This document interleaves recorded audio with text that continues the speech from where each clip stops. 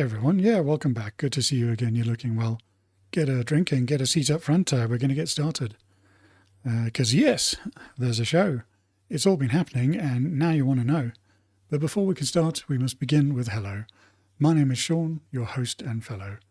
Now grab hold your beverage, your mind just as quick. We're building up for our best sip. So join me now for the greatest pleasure, where we unwind this world together. It's time now. It's time for the sip. Let's do it now. Let's do it quick. Go!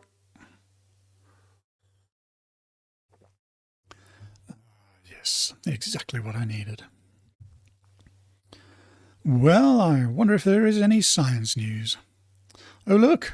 AI chatbots provide poor answers to medical questions half the time. Study finds.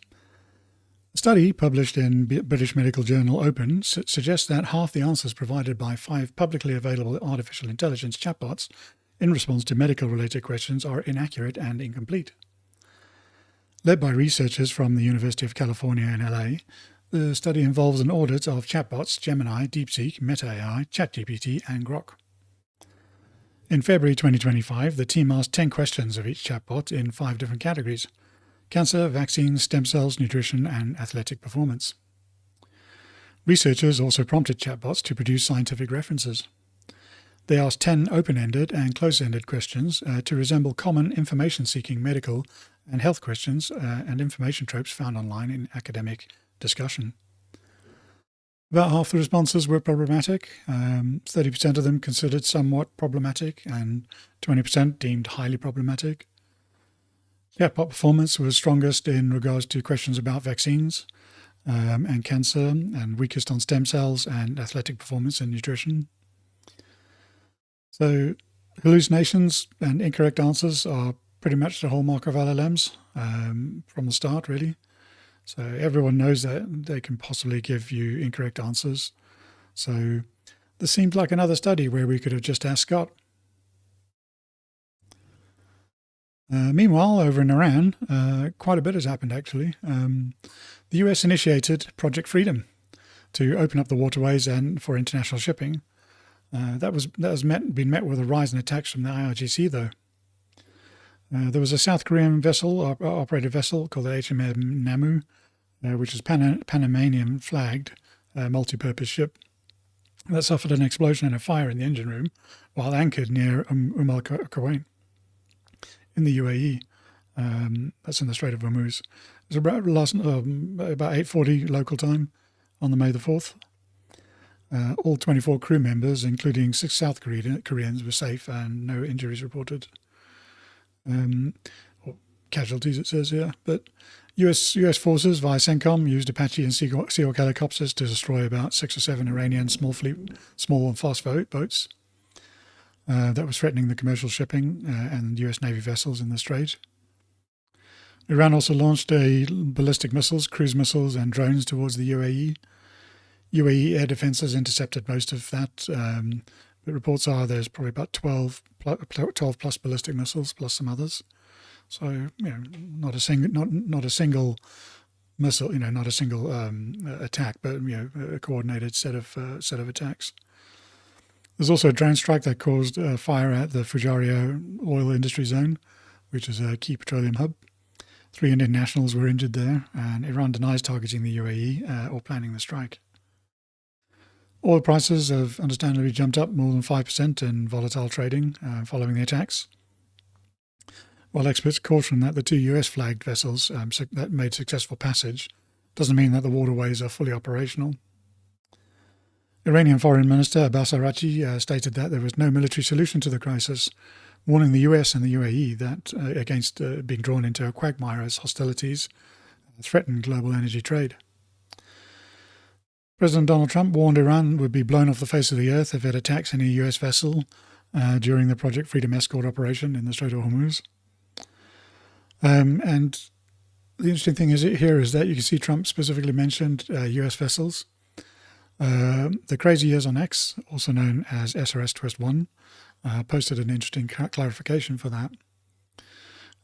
Our escort mission in the Strait of Hormuz isn't meant to escort all shipping through the strait. If the USN opens up the strait, we remain the world's policeman. It's meant to demonstrate to the world that nations can escort their own shipping if they deploy their own naval escorts. And yeah, so this is an important distinction now. The US has said several times that it is not interested in being the world police anymore, and it'll be up to other countries to start looking after their own resources. That will mean that they'll need to dispatch their own navies to assist the safe passage of their ships. Of course, the US may be willing to provide some cover, but I expect that may come with a small fee. Maybe the maritime insurance the US was offering could include some kind of physical escort. At least that would help spread the cost for everyone. So yeah, it seems a significant escalation over the relative quiet of the last 2 weeks. South Korean ship being docked at the time, the South Korean ship was docked at the time, so it's not clear if it was an attack, or if that was an attack. They weren't trying to make passage, so it would seem an odd target to go for. It could still be some kind of mechanical issue, some internal issue, maybe some actual explainable reason, but given the other attacks that had happened, it's almost certainly going to be part of that coordinated strikes. So both sides are posturing, but Iran has no cards at the moment. They'd be incredibly stupid to escalate things further. I mean, they were stupid to even start this, but that said, I expect there'll be some significant strikes in Iran over the next 24 hours. I doubt it'll be on the civilian infrastructure, though. It'll probably be on facilities that are contributing towards these attacks and possibly targeting any leadership that may be orchestrating them. Over in robotics, Figure revealed a new technology called Vulcan, which allows a robot to continue standing up and even moving around when it has lost a few joints or motors.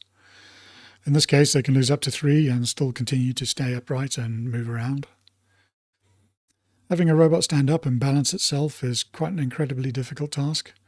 Walking itself is a constant series of you preventing yourself from falling over. And Boston Dynamics really captured the idea of robots walking around about 10 years ago now. But yeah, everything's grown to the point now where robots can do acrobatics and even run around. It still relies on a robot being perfectly functional, though. All the joints and everything working, as intended.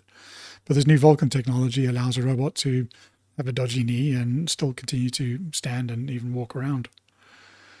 The video Figure showed a robot working on a sorting line, and slowly they disabled each of its motors. The robot continued to try and do its tasks, but after losing the 3rd joint, it decided it had enough and stumbled it on its way over to the repair shop. That kind of thing comes a little bit more naturally to us because our mind and our bodies are softer and more adaptable, more than the maths and fixed joints a robot has.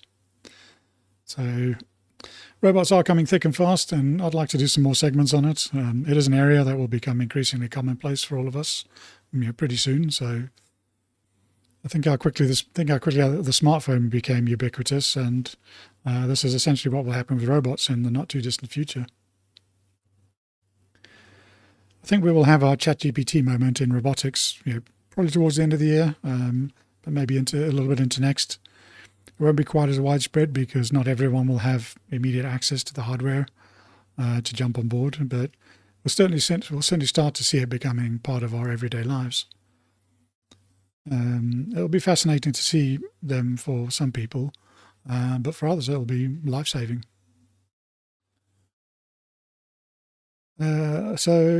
Finally, I'd like to pay my respects to Shelley Miles, who is also known as Shelley Adams, with Scott Adams' ex-wife. It was announced at the Scott Adams School yesterday that she'd passed away a little while ago, but that information now has been made public. She was in charge of Scott Adams' estate at the time and of his unfortunate passing, and now hosts the school. Now the hosts of the school have been officially hired to help pick up those reins. I mean, I really love what Scott Adams did. I was inspired to start doing this because I thought, what he was doing was incredibly valuable, and I could help contribute in some small, stupid way. Kind of be useful. I was pleased that somebody he knew was taking over his legacy, but for this to happen so soon after his passing is just a little bit extraordinary.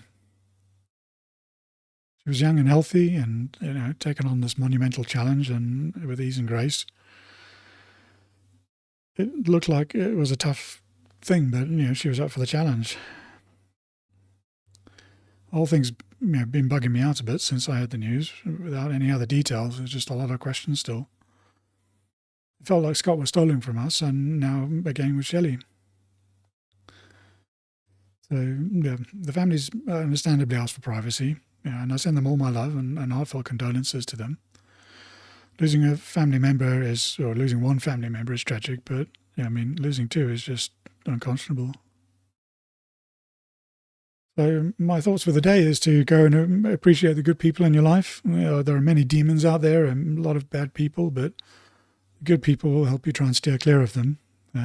But just cherish them. They'll look after you. Just spend some time with them and look after them. That's the main thing. So, but I'll have to leave it there anyway. And I'll bid you well and wish you all the best and say see you later.